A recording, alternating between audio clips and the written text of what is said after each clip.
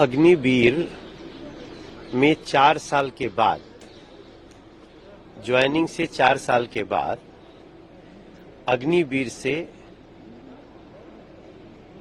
25% लोग फौज में जाएंगे और बाकी 25% और जो बचे हुए लोग हैं वो अर्धसैनिक बलों में।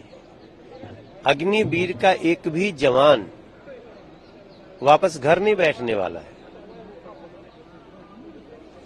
इसके बाद भी विपक्ष की हताशा क्या है कि अग्निवीर जैसी योजना जो 17 साल का होते ही लोगों को एक टॉप ट्रेनिंग में ले जा करके देश की फौज को शक्तिशाली बनाना, अर्धसैनिक बलों को शक्तिशाली बनाना, यहां तक कि स्टेट की पुलिस को भी जो स्टेट के लोग चाहेंगे उससे वो वहां भी जा सकते हैं।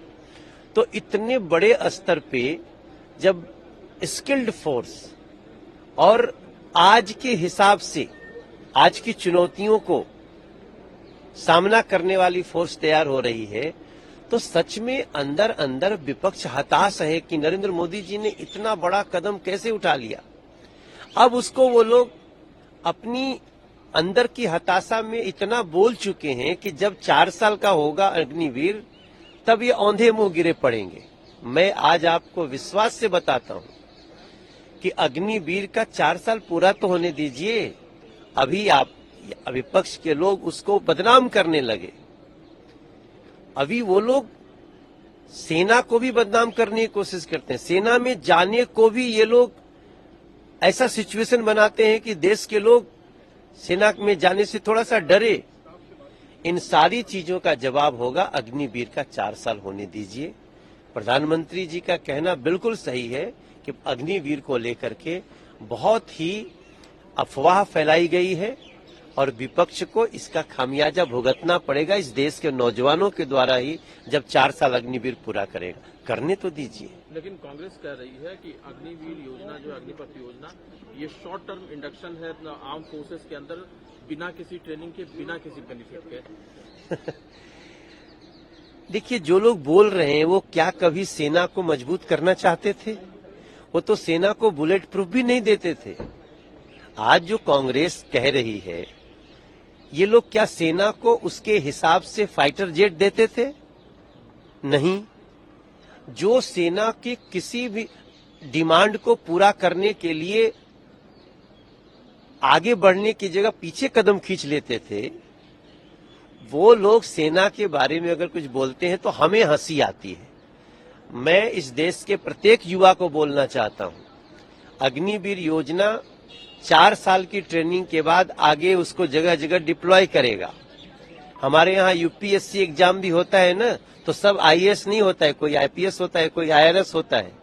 इसलिए अग्निवीर के जितने हमारे जवान हैं वो 4 साल पूरा होने पे कौन कहां कहां जाएगा, इसके लिए थोड़ा सा इंतजार करिए। ये देश के युवाओं को इतनी बड़ी खुशी देगा कि अफवाह फैलाने वाले मुंह के बल गिर जाएंगे। एक और मुद्दा है, आम आदमी पार्टी अरविंद केजरीवाल को जेल में रखे जाने को लेकर के लगातार सवाल उठा रहे। संदीप पाठक का कहना है कि अरविंद केजरीवाल का शुगर लेवल 50 पर पहुंच गया है, वो एक इलेक्टेड सीएम है और उन्हें जेल में नहीं रखा जाना चाहिए। ये सभी लोग समझ रहे हैं, सिर्फ बीजेपी और एलजी नहीं समझ रहे हैं। देखिए, वैसे तो सीएम इलेक्टेड ही होते हैं। ये पता नहीं कहीं पेड़ से गिरे हुए सीएम या कहां से गिरे हुए आए हैं, मुझे नहीं पता। मगर जेल स्टेट गवर्नमेंट की, आम आदमी पार्टी की सरकार की।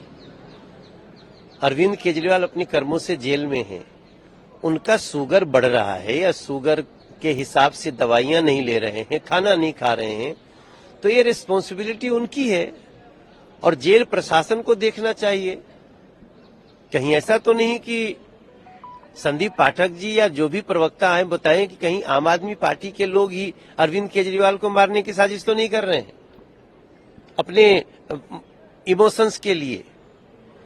जेल आम आदमी पार्टी के गवर्नमेंट के अंतर्गत, अरविंद केजरीवाल आम आदमी पार्टी के अभी भी मुख्यमंत्री हैं। अगर उनको दवाई नहीं मिल रही है, अगर उनको खाना नहीं मिल रहा है या वो डोज नहीं ले रहे हैं जैसा रिपोर्ट आ रही है, तो ये कहीं न कहीं या तो अरविंद केजरीवाल स्वयं ही कोई विक्टिम कार्ड खेल रहे हैं और नहीं तो आम आदमी पार्टी उनके खिलाफ साजिश कर रही है।